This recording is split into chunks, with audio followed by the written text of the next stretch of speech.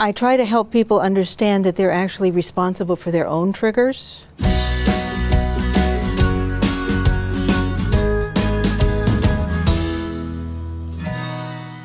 Often in a marriage, when we fight, we take things so personally. It's hard not to, but how can couples do a better job of not taking it so personally when they fight?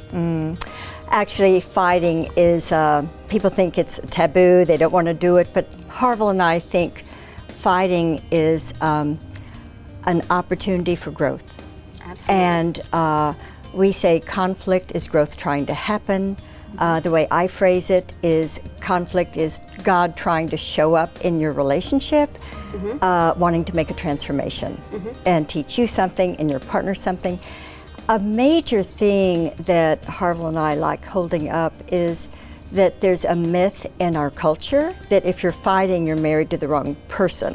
So people get afraid when they're fighting. Right. But again, we think if you're struggling with your partner, if you're fighting with your partner, something new is trying to happen. Right, and something good can happen if you can use that and get closer. If it's held in the right way, right, it can be miraculous what will happen. Well, I think it's important to remember that when you're interacting with your spouse, a lot of the past experiences influence that. So if we can recognize that, a lot of times, especially when there's a response that's especially exaggerated, I think it's important to remember that it might have more to do with something in the past, a trigger from the past, than it has to do with a spouse, your spouse. So, like for example, like if a man is like really disorganized and he was scolded for that as a child, and he might end up marrying like a real organized list maker, because we oftentimes replicate the patterns from our childhood.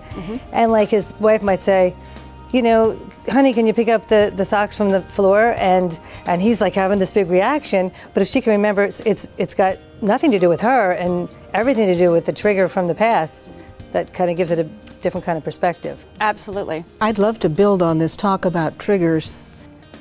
I try to help people understand that they're actually responsible for their own triggers. Amen to that. Yes, the other person, a loving person who knows what a trigger is, won't pull it. I had a couple I worked with some years ago that actually believed that they were not supposed to trigger one another. And they worked so hard not to trigger one another, they were absolutely paralyzed. Right, they were on tiptoes, I imagine, the whole time. Yeah, they of course, except when they burst into and then it was conflagration. World War V.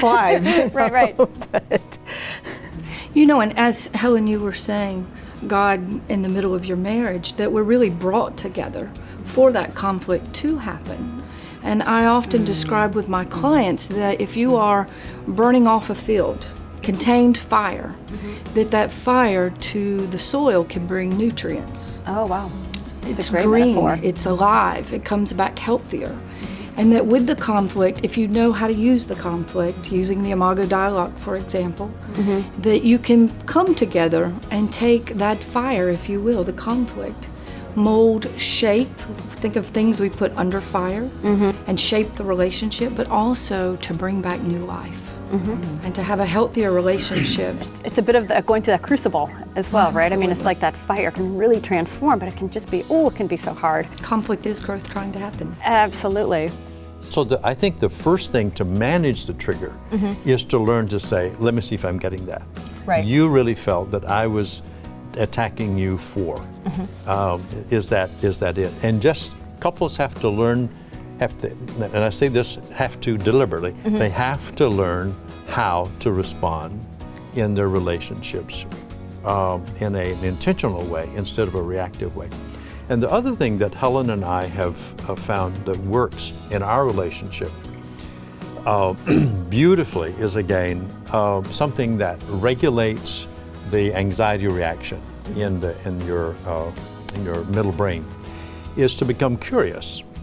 And we use what we call the principle of curiosity. I love that. Let me see if I got that. And then to go to curiosity. Is there more about that? Can you say more about what you're feeling and where that comes from? And then mutual curiosity, to say back to Helen, can you tell me what was going on with you when you said that? Right. That made me feel like you were criticizing me in Right. some way. The curiosity, people say, well, it shows that you're interested in me, not in you. And when you become interested in me, then I feel safer with you. That makes sense. So this has been a great discussion. I think Helen summarized it best by saying when you fight with your spouse and you tend to take it personally, to really be thinking and using as a framework the idea of going from judgment to curiosity as a powerful way to transform the fighting and the conflict into an opportunity to really transform and get closer as a couple.